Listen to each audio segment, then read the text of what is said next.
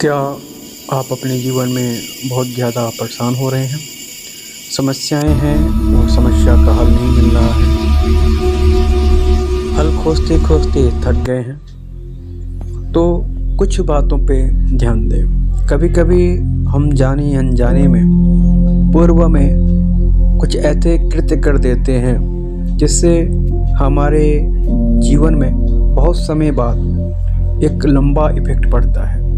वो आपके कर्म क्षेत्र को, जीवन क्षेत्र को, पूरा संपूर्ण जीवन को रूपांतरित कर देता है। आपके काम अच्छे चलते-चलते रुक जाते हैं और आपके जीवन में अनेक बाधाएँ आ जाती हैं और आप खुद नहीं समझ पाते हो कि ये क्यों हो रहा है। अनएक्सपेक्टेड चीज़ें घटित होने लगती हैं।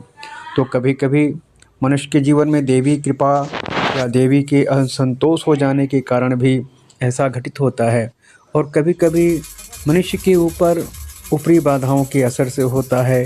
कभी कोई शत्रु या कोई अशुभ चिंतक आपके ऊपर तंत्र प्रयोग जब करता है तो भी यूं ही घटित होने लगता है और कभी-कभी खुद आपके द्वारा पूर्व में कुछ ऐसे क्रियाएं की जाती हैं जो उस समय एक्टिवेट नहीं हो पाती हैं।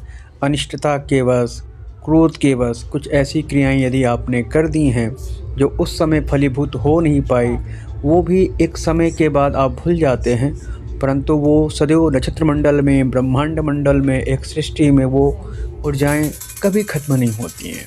वो सदैव चलती ही रहती हैं और जब आपका सही टाइम आता है उसके कर्मा का, फल का, तो वो कर्म फल भी लौट के खुद आपके ऊपर व्यतीत होने लगता है और अपने जीवन में आप तमाम प्रकार की परेशानियों से, समस्याओं से घिर जाते हैं।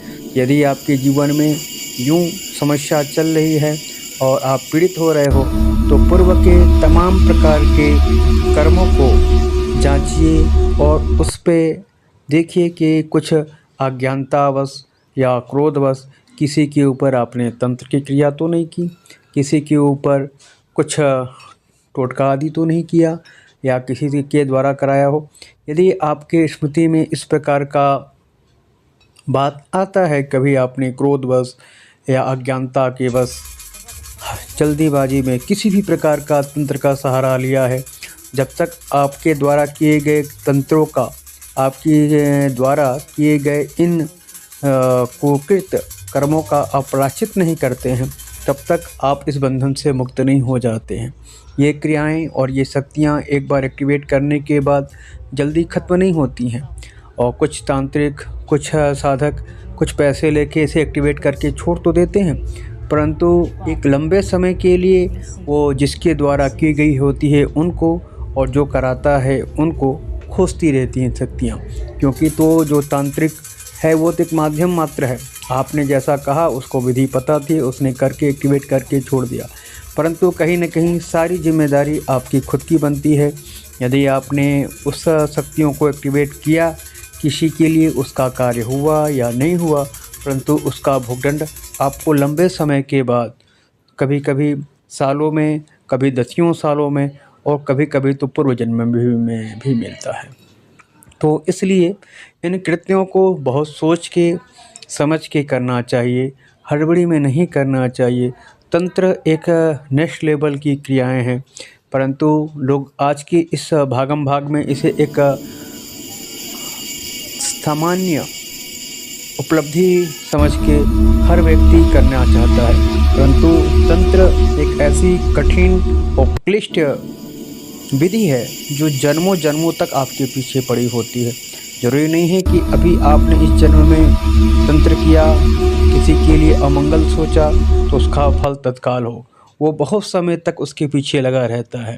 तो यदि आपके साथ भी ऐसा हो रहा है तो एक बार योग्य साधक के पास जाके अपने एनर्जी को चेक कराएं और पता करें कि आपके साथ जो ये विधि हो रही है, ये तंत्र इस जन्म की क्रिया है कि अनेकों जन्म से आपके पीछे चढ़ा हुआ है। क्योंकि शक्तियाँ, इंसान का जन्म मृत्यु होता है, शक्तियों का जन्म मृत्यु नहीं होता है, वो आदि अनादि काल के लिए अपने लक्ष्य को खोजती रहती हैं। तो यदि इस प्रकार का आपके साथ घटना घटित हो रहा है तो एक बार निश्चित तौर पे किसी योग्य साधक के पास जाके अपना ऑरा स्कैन करा के और इन तमाम प्रकार की गतिविधियों को ज़रूर जानना चाहिए। उसके उपरांत ही आपको इस प्रकार की समस्या से मुक्ति मिलेगी। धन्यवाद।